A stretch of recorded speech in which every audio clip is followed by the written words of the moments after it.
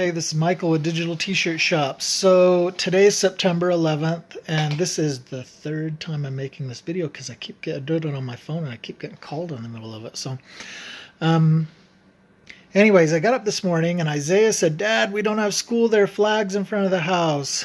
And I said, "No, you have school. Trust me." I said, "No, it's September 11th," and he goes, "No, it's Memorial Day." No, it's September 11th. Got in the car to go to school, and he's like, "Dad, why are we going to school? It's Memorial Day. Look, there's flags out." And I realized at that point my boys had no idea what September 11th was, didn't know anything about it. And so I told them on the way to school, it happened years before they were born. So I told them on the way to school about kind of briefly what it was. Terrorists hijacked airplanes, crashed them into the World Trade Center buildings, the Twin Towers, and 3,000 people were killed. And I kind of made them repeat it to me a couple times so they kind of knew the real gist of what had taken place. But it caused me to really reflect. It's been 17 years, and there are people who firmly remember, and there are people who are forgetting, and there are people who firmly refuse to forget, and there are people who want to forget in our country. Why? I don't know. They can, or they want to think it's a conspiracy, or they want to think the government did it, or they want to think it was all made up and make believe, or whatever. I don't know. I don't care. That's beside the point.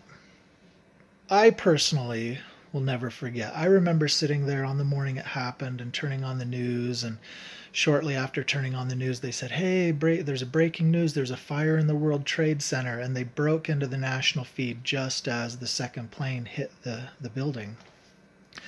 And I remember just being blown away by it. Now, I lived in New York City on my mission. I served an LDS mission, and I lived in Brooklyn and Queens for the majority of that time. And one of the things that I absolutely loved was the cityscape. I lived over in Brooklyn, in kind of the Bushwick, Williamsburg, Williamsburg kind of area right in there, in northwest Brooklyn. And then I also lived down in the southern part, just a little bit north of the Verrazano Bridge, and kind of I want to say Diker Heights, Sunset Park area. And I probably altogether in those areas, I don't know, 6 or 8 months. But I loved it. I loved walking along those avenues that are right there along the river, being able to walk up onto the bridges and seeing that cityscape and all the tall buildings. I loved looking out my apartment window when I was in the Bushwick area. I was in one of those wedge-shaped buildings. I don't remember what floor we were on. It's been so many years. I was there 95 to 97, so it's been 20 some years. It's been a while, 22 to 21 years ago. I don't know. So it's been a long time. So, but I remember looking out our windows, and you could sit on the little fire escape and see the Empire State Building and the Twin Towers. I can't remember if you could see the Twin Towers from right there, but the Empire State Building sticking up above the buildings, and it had different colored lights on it every night and things like that. And obviously down in the more south of there, down in the Sunset Park and Diker Heights area, there's this. I spoke Spanish there. The Spanish I speak is very horrible.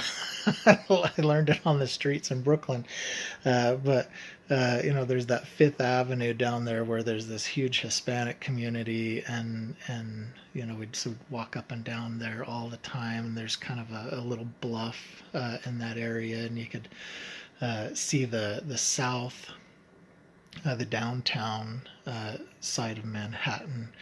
With all the everything on the south end of the island, Manhattan there, but it was an incredible experience. I remember I've got lots and lots of pictures of those towers. I've got a lot of memories of looking across the river and seeing those towers, and I feel like I gained there was some sort of a connection that was made, and a real love and affection for that city, and for just the memory of those buildings and the greatness of New York's a fantastic place. Crazy, incredibly crazy, especially some of the places where I lived.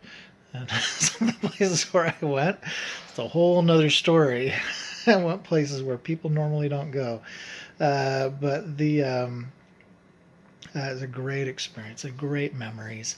And maybe sometime, someday, I don't know that there's a necessarily a time and a place for it, but there were some great other memories made in New York, and some that a lot of people just don't really get and can't really relate to because they seem too much like movies, I guess.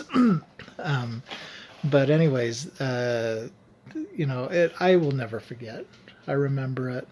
I remember those towers, and I was incredibly sad to see those events transpire, and I hope that we as Americans never forget them. I hope that I never forget them. So there you go. I've never done a 9/11 T-shirt. Maybe I should do one of those. Said never, never, never forget. Never, always remember. Remember, remember. That's actually from the Book of Mormon. So, oh, remember, remember, in Helaman 5. Anyways, so have a great day.